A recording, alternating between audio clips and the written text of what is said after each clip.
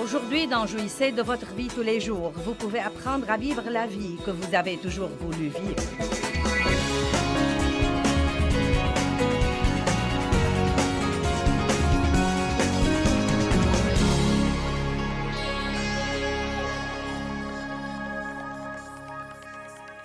Ce soir, je vais vous donner le 3e message de cette série et je l'ai intitulé « La vie que vous avez toujours voulu » car Jésus dit « Je suis le chemin, je suis la vérité, je suis la vie ». Il y a 2 genres de vie dont nous allons parler ce soir. Numéro 1, il y a la vie de respirer, d'aller et venir, d'aller au travail, de se marier, d'avoir des enfants, de payer les factures, d'épargner pour la retraite, de prendre des vacances, d'assister au mariage et aux funérailles, de craindre la mort mais d'espérer d'aller au ciel. Ce genre de vie, la vie ordinaire de tous les jours que nous menons tous. Mais il y a un 2e genre de vie qui nous est offert. Nous l'appelons le genre de vie numéro 2, mais il est en fait le numéro 1. Il n'est numéro 2 que parce que nous en parlerons deuxièmement. Et cette vie, c'est la vie de Dieu. Elle s'appelle en grec la vie Zoé, Z-O-E. Et cela veut dire la vie que Dieu a en lui. C'est exactement ce que dit le dictionnaire grec. La vie que Dieu a en lui, celle que le Père a en lui et qu'il a donnée au Fils incarné Jésus, qu'il a manifesté au monde. L'homme s'est séparé de cette vie par la chute qui est le péché, mais il participe à cette vie par la foi en Jésus-Christ. Maintenant, le mot « vie » est trouvé 733 fois dans la concordance. Mais il est capitalisé dans seulement 25 fois d'entre elles. Seulement 25 de ces 733 fois, et je veux vous parler ce soir de cette qualité de vie. La Bible y fait allusion dans plusieurs versets comme la vie supérieure. Elle dit, si vous voulez la vie supérieure, vous devez renoncer à la vie inférieure. Vous voyez, je suis une femme vivante. J'ai eu une vie quand je suis née en 1900, blablabla. Non, je blague, en 1943. J'ai eu une vie quand je suis née en 1943. Je suis vivante, j'ai une vie, j'ai fait beaucoup de choses différentes. Mais croyez-moi, je n'ai pas commencé à avoir vraiment une vie. Même pas quand j'ai été régénérée. Je l'avais comme une graine en moi, mais je n'ai pas su coopérer avec elle et donc je ne l'ai pas vécue. Ce n'est probablement que dans les 15 dernières années que je peux vraiment dire que j'ai commencé à vivre le genre de vie que je crois que Dieu veut que nous vivions, où vous savez qui vous êtes en Christ, où vous avez la joie, où vous avez la paix. Et tous les jours de votre vie, vous portez du bon fruit et votre vie influe positivement sur la vie de quelqu'un d'autre. Vous aidez quelqu'un d'autre à aller vers la vie que Dieu veut lui donner. Nous trouvons le mot « vie » dans la Bible 733 fois, mais seulement 25 fois d'entre elles parlent de ce genre de vie. Et vous vous réjouirez de voir certains de ces versets ce soir. Allons à Matthieu chapitre 10, verset 37. Je vais vous dire ce que sont ces clés là-haut dans un instant. Nous allons bien nous amuser ce soir. Matthieu 10, 37, il dit « Celui qui aime et apprécie son père ou sa mère, plus que moi, n'est pas digne de moi. Et celui qui aime et apprécie son fils ou sa fille, plus que moi, n'est pas digne de moi. » Nous lisons et relisons ceci. Mais je crois que bien de fois, nous laissons les gens que nous aimons nous éloigner de la volonté de Dieu. Je crois que bien des fois, nous laissons les gens que nous aimons prendre ce premier temps qui appartient à Dieu. Et c'est une très forte déclaration. Il dit « Celui qui aime son père ou sa mère, ou son fils ou sa fille plus que moi, n'est pas digne de moi. » En bref, il dit essentiellement, Dieu dit « Je dois être le premier dans votre vie. » Le premier dans votre vie. Les gens me demandent tout le temps, et je crois qu'ils me posent cette question parce que nous luttons là-dessus. Comment fais-tu tout ce que tu fais en respectant tes priorités? Et je crois que Dieu m'a donné la meilleure réponse que j'ai jamais donnée. Il y a environ 2 mois, j'ai dit Je les remets toujours en ordre. Voilà comment je les respecte. Je ne crois pas que nous aurons jamais un moment dans notre vie où nous aurons cette grande révélation sur la manière d'arranger nos priorités et que nous puissions les arranger et qu'elles restent arrangées pour la vie. Je crois que nous devons vraiment, de façon régulière, observer notre vie, examiner notre vie, prendre le temps d'avoir une réunion avec nous-mêmes, d'être honnête avec nous-mêmes et de dire, est-ce que Dieu est le numéro 1 dans ma vie? Est-ce que je pense assez à lui? Est-ce que je parle assez de lui? Est-ce que je lui donne assez de temps? Est-ce que je le sers? Est-ce que je fais ce que je devrais faire de mes finances?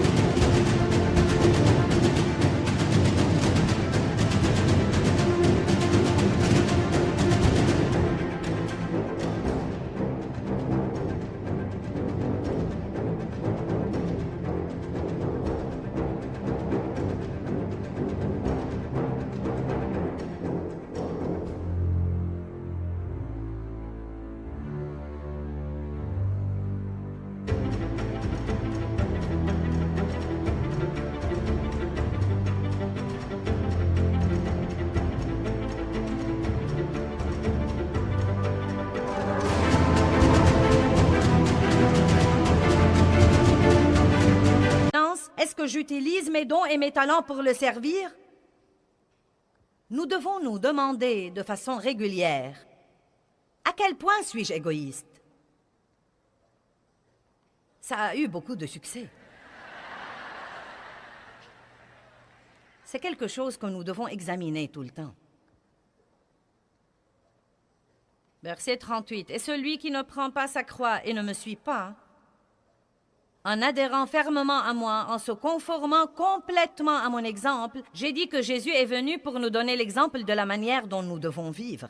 Et il dit, si vous ne vous conformez pas complètement à mon exemple dans la vie, et s'il le faut dans la mort, vous n'êtes pas digne de moi. » Donc, vous savez, ce que je retire de ça, c'est que ça ne suffit pas d'aller à l'église le dimanche. Je ne supporte pas quand je demande à quelqu'un s'il est chrétien et qu'il me dise à quelle église il va. Croyez-le ou pas, le fait d'aller à l'église ne vous rend nécessairement pas chrétien. M'asseoir dans mon garage toute la journée ne me transforme pas en une voiture. Amen. Nous allons à l'église parce que nous sommes chrétiens et nous voulons communier avec les autres chrétiens. Nous sommes assoiffés de la parole de Dieu. Nous voulons adorer Dieu collectivement et nous voulons faire partie d'un corps où nous pouvons servir Dieu et être responsable devant d'autres personnes. Ce n'est pas un endroit où l'on coche sur notre calendrier pour avoir fait notre devoir religieux de la semaine, puis nous revenons au monde et nous vivons comme le reste du monde le reste de la semaine. Jésus dit, si vous ne vous conformez pas complètement, totalement à mon exemple dans la vie, et s'il le faut dans la mort, vous n'êtes pas digne de moi. Celui qui aura trouvé sa vie inférieure perdra la vie supérieure, et celui qui aura perdu sa vie inférieure pour l'amour de moi trouvera la vie supérieure. Donc nous voyons là qu'il y a deux genres de vie que nous pouvons vivre, soit la vie de marcher et de respirer,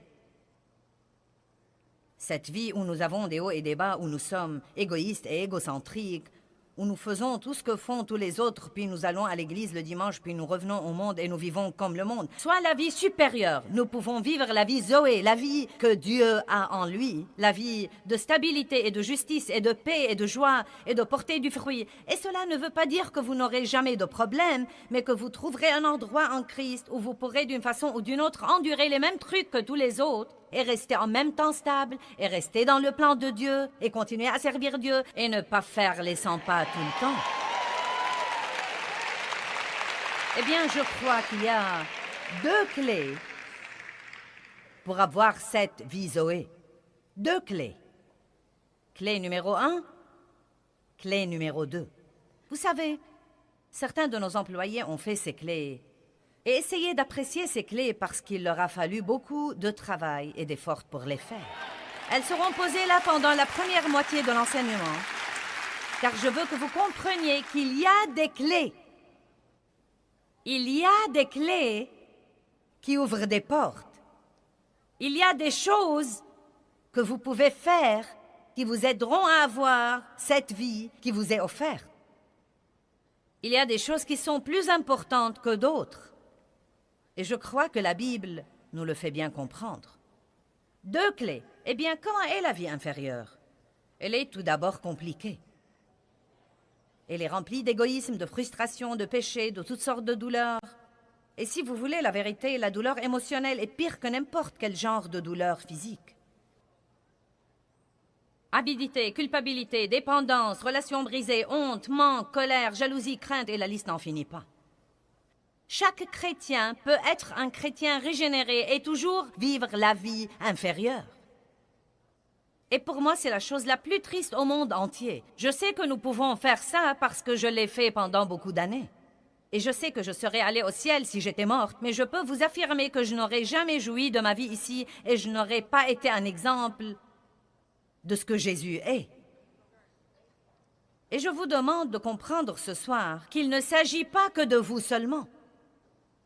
S'il n'y avait pas quelque chose que Dieu voulait que vous fassiez, s'il n'avait pas besoin de vous, il vous aurait pris d'ici à l'instant même où vous étiez régénéré. Mais puisque vous êtes là pour quelque chose d'autre que d'occuper de l'espace. Vous êtes là pour quelque chose d'autre que de faire toute chose à votre idée. Croyez-moi, vous ne serez jamais comblé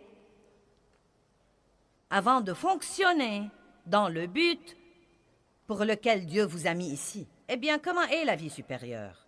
Simplicité, paix, joie, justice, faveur, grâce, la présence de Dieu, amour, don, aide, espoir, foi, patience, bonté, pardon, générosité, relations saines, abondance, toutes les bonnes choses auxquelles vous pourriez penser. Revenons maintenant à Matthieu 10, verset 37. Quelle est la première clé? Matthieu 10, 37. Nous allons lire ce verset de nouveau. Clé numéro 1 pour avoir la vie supérieure. Clé numéro 1 pour avoir la vie avec un V majuscule.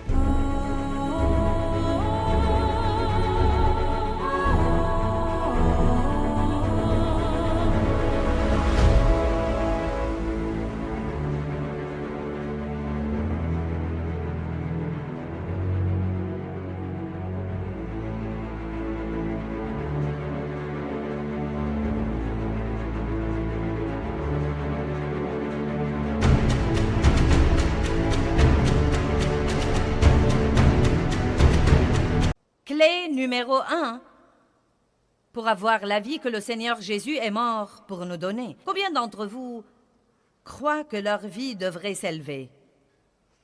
Bien. Clé numéro 1. C'est partout dans la Bible. C'est très simple. Matthieu 10, 37 nous dit « Celui qui aime et apprécie son père ou sa mère plus que moi n'est pas digne de moi. Et celui qui aime et apprécie son fils ou sa fille plus que moi n'est pas digne de moi. » Un message très, très, très simple.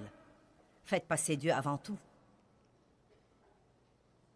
Je me demande combien d'entre vous, d'une façon ou d'une autre dans votre journée chargée, n'avez pas pu trouver le temps pour communier avec Dieu aujourd'hui. Vous le désiriez. Vous en aviez l'intention. Vous le vouliez. Vous avez dit que vous le feriez. Mais vous n'avez pas eu le temps de le faire. Soit parce que vous êtes trop pris, soit les autres trucs vous entravent. Vous vous en voulez, vous allez essayer de nouveau demain. Mais si vous ne comprenez pas combien c'est important, vous n'aurez jamais le temps de le faire. Je sais que je dois passer un temps avec Dieu, sinon je ne vais pas y arriver. Dieu m'a donné un exemple il y a des années. Mon oncle vivait sur un stimulateur cardiaque qui suppléait au manque des battements de son cœur. Et il devait être chargé chaque semaine. Ses batteries devaient être chargées une fois par semaine. Et je les ai appelés un samedi et j'ai dit « Nous aimerions vous inviter au resto à dîner. » Nous allons tout payer, nous voulons juste vous bénir. Ma tante a dit, nous ne pouvons pas, ton oncle doit recharger son stimulateur. J'ai dit qu'il le fasse demain. Et elle a été très vexée. Je n'ai pas compris comment tout cela a marché. Et elle a dit, il mourra. Et le message que Dieu essayait de me faire parvenir et dont j'espère vous toucher ce soir, Dieu m'a rafraîchi la mémoire et m'a dit, si tu ne passes pas un temps avec moi, tu n'auras pas une vraie vie. Si tu ne passes pas un temps avec moi, je l'ai entendu dire, tu ne pourras pas faire ce que tu fais et rester en vie. Or, je ne suis pas sûre qu'il voulait dire rester physiquement en vie, mais je sais vraiment qu'il voulait dire que je ne pouvais pas faire ce que je faisais et avoir la paix et la joie et jouir vraiment de ma vie personnelle et je ne passais pas ce temps avec lui. Et je ne me tairai jamais sur ce point, ça m'est égal si vous en avez assez de l'écouter. Vous devez faire passer Dieu avant tout dans votre vie. Et pour faire ça, vous devez comprendre à quel point c'est important. C'est en fait le tout premier des 10 commandements. Le tout premier des 10 commandements. Et il dit, tu n'auras pas d'autre Dieu devant ma face. Et laissez-moi vous dire quelque chose. Cela ne veut pas dire une autre statue en pierre devant laquelle vous vous prosternez. Nous pouvons diviniser n'importe quoi. Tout ce qui est plus important pour nous que Dieu peut devenir un Dieu dans notre vie personnelle. Vous pouvez idolâtrer ou diviniser un sport. Le travail peut devenir votre idole ou votre Dieu pour gravir les échelons du succès. Le seul problème, c'est que quand vous vieillirez, vous pourrez être en haut de l'échelle et découvrir qu'elle est appuyée contre le mauvais bâtiment. Car comme j'ai déjà dit ce matin, quand tout finira, devinez ce qui va rester. Dieu. Et à ce moment-là, ce sera trop tard pour développer une merveilleuse relation avec lui. Vous pouvez être proche de Dieu à la mesure du temps que vous passez avec lui. Si vous voulez avoir le genre de vie dont nous parlons ce soir, vous devez étudier. N'attendez pas toujours à ce que quelqu'un d'autre vous donne tout à la petite cuillère et qu'il vous trouve vos versets et qu'il prie à votre place. Vous devez faire un effort vous-même. Amen. Bon sermon, Joyce. Merci. Je vais continuer. Je vous prie d'aller à Matthieu chapitre 22. Matthieu 22, 37. Tout d'abord, certains des pharisiens et des sadducéens se sont réunis et lui ont dit, « Peux-tu nous dire quel est le commandement le plus important ?» Les gens pensent parfois, parmi toutes ces choses que nous écoutons sur ce que nous devons faire pour être de bons chrétiens, nous nous demandons lesquels sont les plus importants. Vous êtes-vous jamais senti submergé par tout ce que vous entendez et vous êtes-vous jamais demandé comment vous allez vous y conformer? Il est bon de savoir que le Saint-Esprit nous rappellera les choses quand nous en aurons besoin. Mais il y a 2 ou 3 choses que vous devez faire et qui devraient être des priorités. Et elles sont les 2 clés pour vivre cette vie dont je vous parle ce soir. Croyez-moi, si vous voulez vivre la vie supérieure au lieu de la vie inférieure, vous devez faire les 2 choses dont je vous parle ici ce soir. Et elles sont les 2 choses les plus importantes pour Dieu. Un des commandements les plus importants, Jésus lui répondit, « Tu aimeras le Seigneur, ton Dieu, de tout ton cœur, de toute ton âme et de toute ta pensée et de toute ta force. » C'est le premier et le plus grand et le plus important commandement. Nous n'allons pas voir les autres versets pour le moment.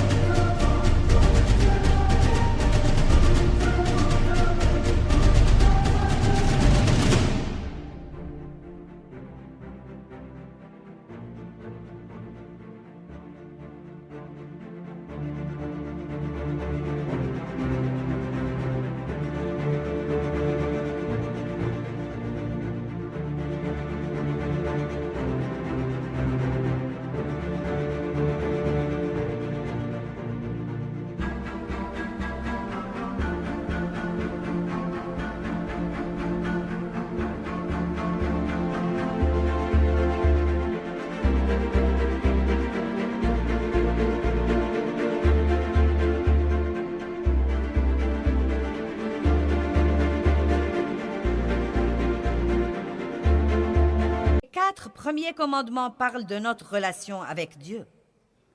Les 4 premiers des 10 commandements parlent de notre relation avec Dieu. Tu n'auras pas d'autre Dieu devant ma face. Tu ne feras pas d'idoles pour les adorer. Et là encore, ce pourrait être des statues et des idoles en pierre ou en bois. Et il y en a plein dans le monde aujourd'hui, mais il ne s'agit pas que de ça, car il y a beaucoup de choses devant lesquelles nous pouvons nous prosterner et les adorer. Vous savez, Satan a offert à Jésus, quand il a été tenté dans le désert 40 jours et 40 nuits, c'est reporté dans Luc 4. Si tu te prosternes devant moi et que tu m'adores, rien qu'une fois, je te donnerai toutes ces choses que le monde a à offrir. Et croyez-moi, nous nous prosternons plusieurs fois pour avoir ce que le monde a à nous offrir. Nous faisons passer des choses avant notre relation avec Dieu, car après tout, Dieu est toujours là.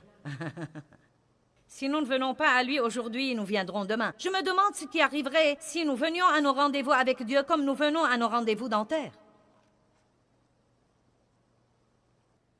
Je sais que vous avez déjà mauvaise conscience parce que vous n'arrivez pas à vous discipliner pour passer un temps avec Dieu. Et je n'essaye pas de vous donner mauvaise conscience. Je ne veux jamais que les gens se sentent pires quand ils partent, mais j'essaye de vous faire bien comprendre l'importance de ceci. Et je suis là pour vous dire que si vous voulez vraiment le faire, vous pouvez le faire.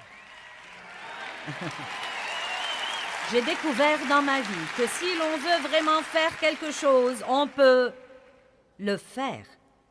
Maintenant, les gens essayeront de vous dissuader de le faire. Votre téléphone sonnera. Vous aurez besoin d'aller au petit coin toutes les quelques minutes. Vous pourriez avoir une crise de démangeaison. Il y a toutes sortes de choses qui essayeront de vous distraire quand vous essayez de passer un temps avec Dieu. Vous pourriez vous endormir, vous sentir si ennuyé que vous ne puissiez pas le supporter. Mais tout ceci est du diable. Je me souviens quand j'ai d'abord commencé à passer de façon régulière un temps avec Dieu. Et je me levais tous les matins, je prenais mon café et j'allais à mon bureau et je ne sortais pas avant de sentir que j'étais prête à faire face au monde et à agir en être humain. Non, mais un être humain sauvé. Et j'ai finalement su qu'aller à l'église le dimanche matin et agir comme le monde le reste de la semaine ne suffit pas. Je ne crois pas que ça suffise pour vous non plus. Je ne veux pas que vous soyez satisfaits de vous faufiler dans le ciel. Je veux que vous viviez votre vie pour glorifier Dieu. Et je veux que les gens vous voient et qu'ils désirent ce que vous avez. Qu'ils ne désirent pas que vous partiez, mais qu'ils désirent ce que vous avez. Amen. J'ai prié cet après-midi pour nos associés. J'ai prié que vous seriez une lumière dans un endroit obscur et que votre vie rendrait les autres affamés et assoiffés pour Jésus-Christ.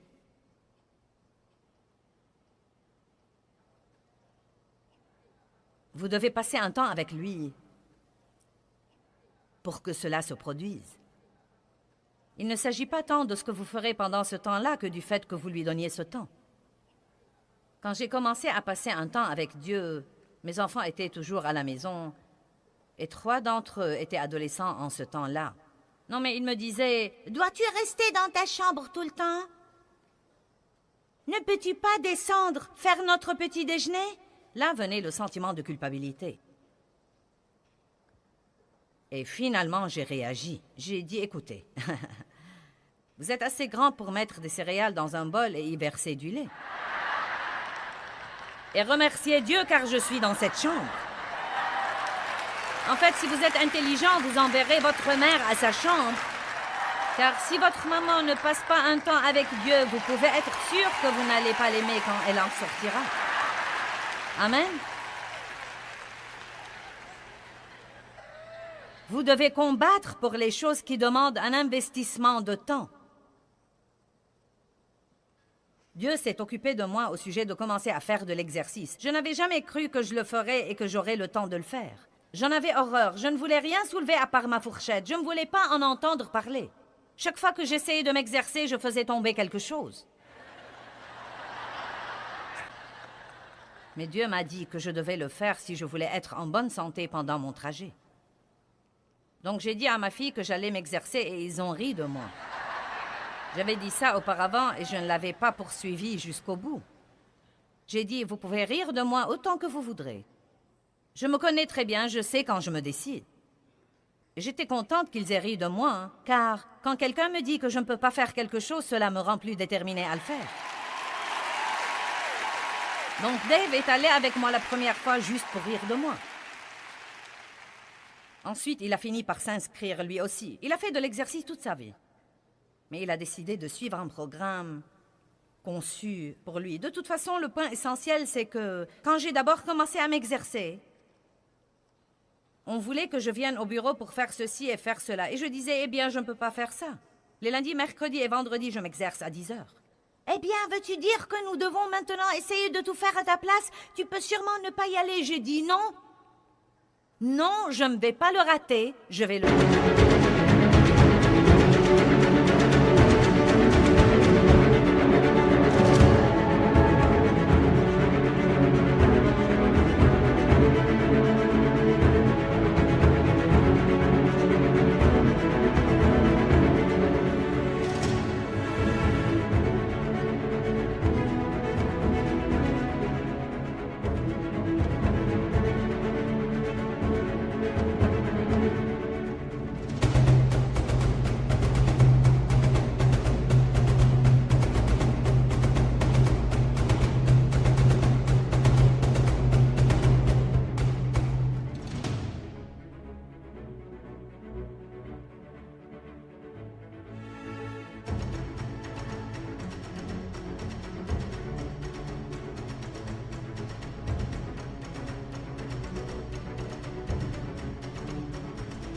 Faire, Dieu m'a dit de faire ça et je vais le faire. Si je ne peux pas prendre 3 heures par semaine pour m'exercer et essayer de rester en bonne santé, nous devons être mal en point.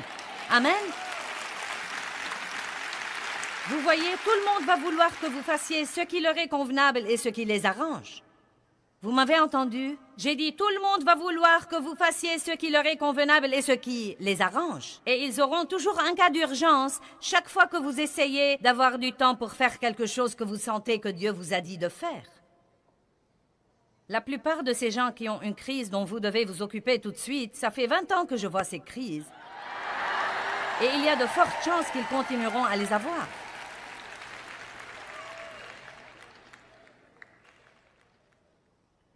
Si je vous demandais, est-ce que Dieu est le premier dans votre vie, ce serait intéressant de voir les réponses que j'aurai. La plupart de vous diront, « Oh oui !»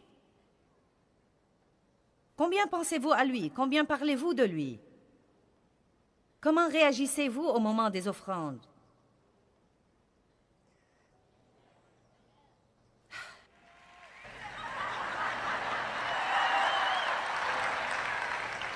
Vous savez, je vais être très franche avec vous. Si vous vous fâchez contre un pasteur parce qu'il vous dit de donner,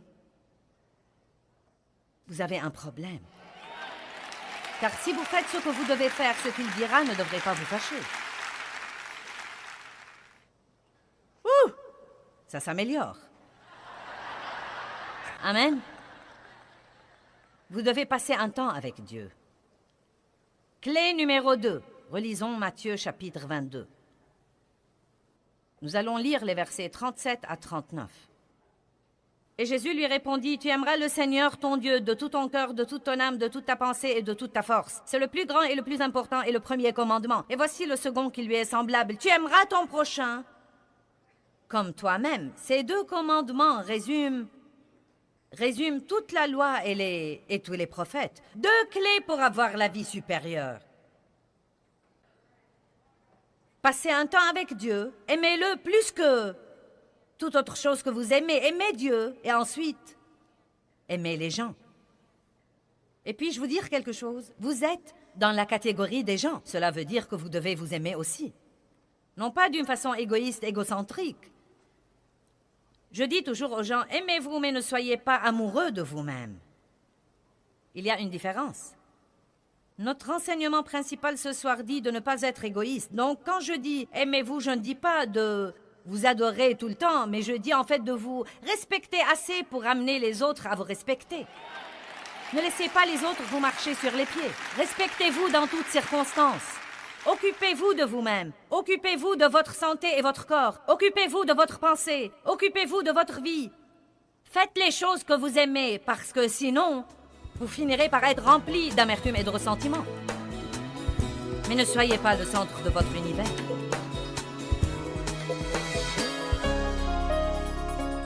Eh bien, nous avons parlé de choses intéressantes aujourd'hui. Laissez-moi remettre l'accent là-dessus. Clé numéro 1.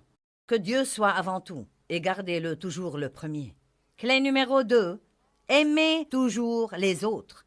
Aimez Dieu, aimez les gens. Et quand nous focaliserons sur la vie d'amour, beaucoup d'autres choses s'arrangeront par la suite.